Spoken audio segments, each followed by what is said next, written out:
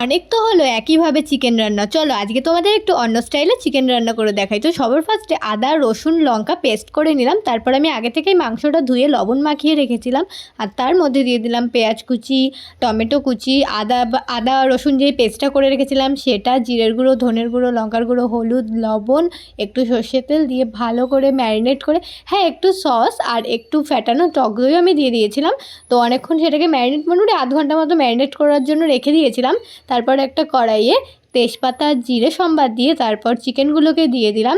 আর ওইদিকে আমি আলুটা ভাজতে ভুলে গেছিলাম, দিয়ে আরেকটা কড়াই একটু আলু ভেজে নিলাম। তারপর চিকেনটাকে আধা ঘন্টার জন্য ঢাকা দিয়ে রেখেছিলাম। ঢাকা খুলে দেখি যতটা পরিমাণ জল বেরিয়েছে এই জলটুকুতেই কিন্তু আমার গোটা চিকেনটা রান্না হয়ে যাবে। আলুগুলো দিয়ে আবার একটু ঢাকা দিয়ে দিয়েছিলাম, দিয়ে চিকেনটা হয়ে গেছিলো।